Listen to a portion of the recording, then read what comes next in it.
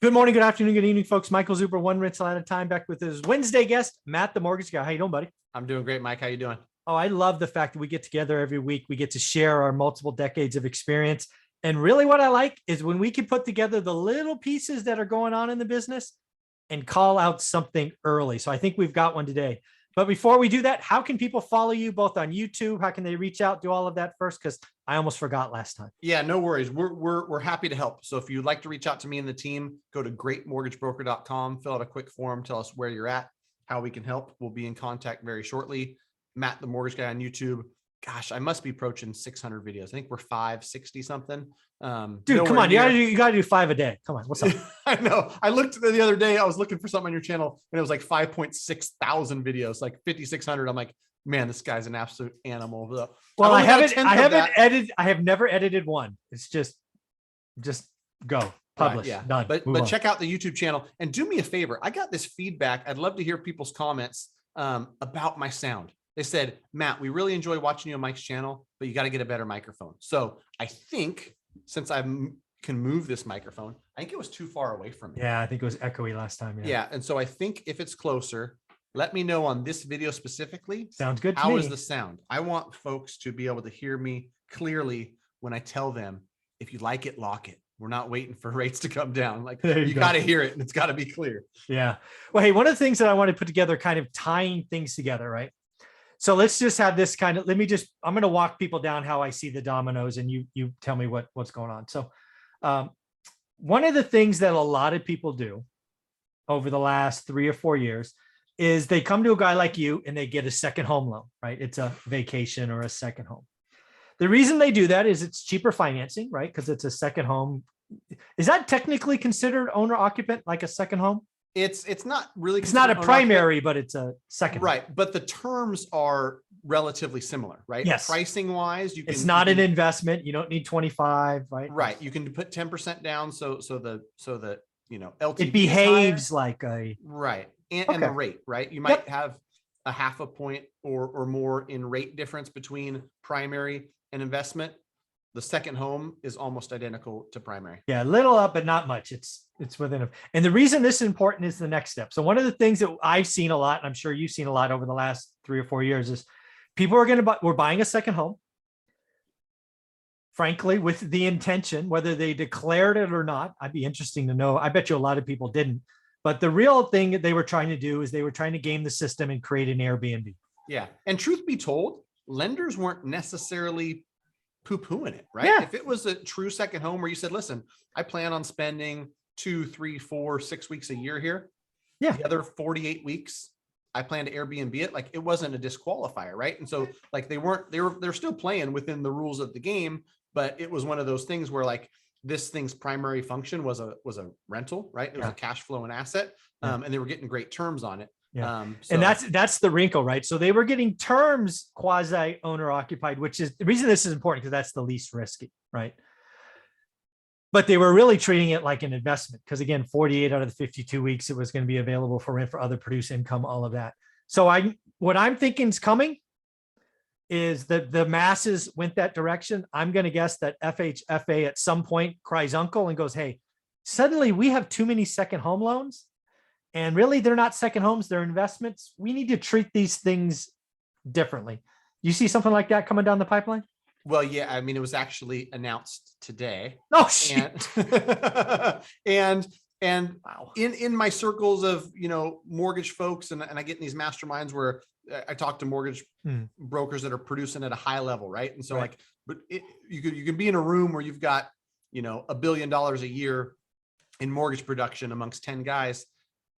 Even the ones that don't work with as many investors as I do, we're seeing the same thing, right? If everybody I talk to in the mortgage industry is writing more of these, I'm writing more of these. I know it's a thing across the board. Right. FHFA, my guess, 20 and 21 said, oh my gosh, we've got a lot of these on the books. Yeah. And again, let's say a lot. So I want to get the scale. Like if you were doing, if your book of business was 100, you might do in a normal year, like 18 or 19, like 7 second homes, right? Some people would do it. The rich would do it, but it's not for everyone.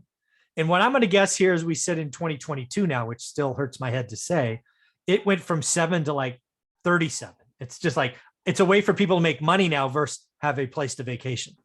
Right. Yeah. And I think that, the numbers for the average loan originator might've been closer to 2 or 3%, pre 2021. And then, there was, could you try again? my watch is talking to me.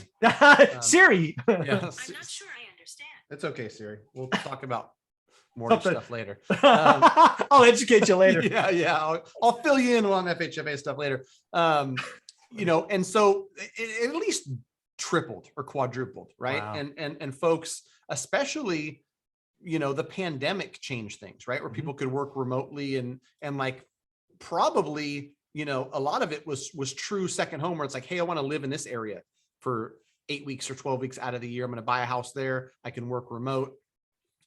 Part of it was Airbnb as well. So it's probably multiple different things that were happening to cause this huge uptick. And so, today FHFA announces, and here's the wrinkle. They announce, and people should be aware of this, that come April 1st, 2022 is when they're going to start implementing price increases, right? When they see too many of something, or they're trying to adjust due to risk, That's interesting. all they do is adjust pricing. And so they say, and this is actually in the announcement, it was upfront fees for high balance loans. Okay. So that'd be like 90% LTVs. Well, no. Oh no, that's the ballot stuff. Just whatever. just general, like, if I'm doing a loan in the Bay Area for 900,000, it's conventional, but it's high balance. Got it. For owner occ stuff and for second homes. Me reading it, the hit to high balance is 25 to 75 basis points. Not a big deal for me. When I see the hit for second homes, we're talking about 112 to 387 basis points.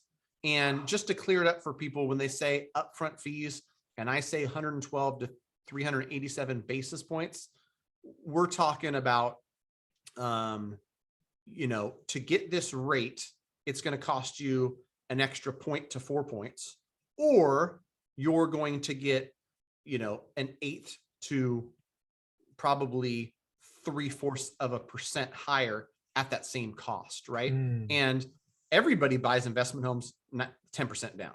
Everybody. Right? Yeah. Like when rates are this cheap, you don't put a bigger down payment than you have to most of the time, especially investors. Yeah, of course. Capital is capital's the thing, right? Yeah. They'll go out and buy 2 before they put 20% down on 1. Yeah. And so when I look at this and I see that at the highest LTVs, the 90%, the 10% down, it's going to be a 387 basis point difference.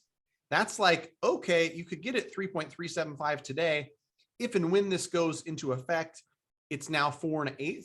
Like that changes the game. That changes the equation. Yeah. And here's the thing. When they come out with this announcement and they say the new pricing framework will take effect April 1st. And this is their line: to minimize market and pipeline disruption. First thing to think about is that April 1st for them means that lenders right now that are writing these loans and know that they're selling them in the future might adjust, in my opinion, like immediately. Yeah, that's where I was going to go with this, right? FHFA is giving you a heads up that this is coming. It goes into effect April 1st. People that are, again, creating loans now to box them up and sell them to them as an end buyer, if they don't think they can close the loan by April 1st, they're going to adjust today, right? So they may do the loans by the 15th of January, but after that, they're like, nope, they're going to change the fees early, right? At least get halfway there. Right. And I don't know what's going to happen, so I won't speak on it. If No, of there's course. a little bit of a period, then it's going to be like, hey, you want to buy an Airbnb, close it by February 15th, because this lender says they're going to accept them until that date. Yeah. But know that like you've got a close date, and then you've got a package sell on secondary date for the lender. So they're going to, probably do it at least 30 days in advance, maybe even have it immediately hit the pricing. And again, the FHFA, again, you got to think about them, right? They're up here being this Uber kind of puppet master. And they're like, why the hell are we getting so many second homes? They've probably dug into that going, holy cow, this Airbnb thing is taken off. And again, I invested through the last crash, and I remember them looking at all these adjustable rate mortgages. There was a time pre-crash where adjustable rate mortgages were like 90-10, right? 90% fixed, 10% adjustables. What happened right around 06 is they got to 50-50. And I remember FHA going, something's wrong. and lo and behold, something was really wrong. But yeah, so they have a lot of data, and sometimes they put it out there early. This is interesting that they're pointing at second homes, which you and I know as investors, for a lot of people, is Airbnb money. So Yeah. Well, I mean, and it's like, as I read this Housing Wire article, you know, it allows enterprise to better achieve their mission of facilitating equitable and sustainable access to home ownership. If they're going to charge somebody more, they're going to look at investors and say, hey, listen, you guys are the rich folks, right? Yeah. we're Pay going up. to charge you. We're going to make it more affordable for first-time home buyers, for people buying a primary residence, which on a certain level makes sense, right? And it's something that, you know, mortgage industry is always changing. We got to keep our eyes open. Well, that's why you and I talk every Wednesday. And if you are on one rental at a time, you need to reach out to Matt, the mortgage guy, have a discussion. Don't fall for these slick, high pressure, big box online mortgage folks. They do not have your best interest in mind. Please reach out to Matt, the mortgage guy. How do you want them to do that? Go to greatmortgagebroker.com. Quick and easy form. Let us know where you're at and how we can help. And we'll be in touch very shortly. And I know just in the last 48 hours, he's looked at your statements from other people. One, you said, oh, seems right. The other one's like, dude, they're screwing you. You didn't use that word. That's my word. Right. So you really are just evaluating other stuff. So thank you for being great to the channel, the service, and helping people all this time. For sure. Happy to help. Thanks, bud.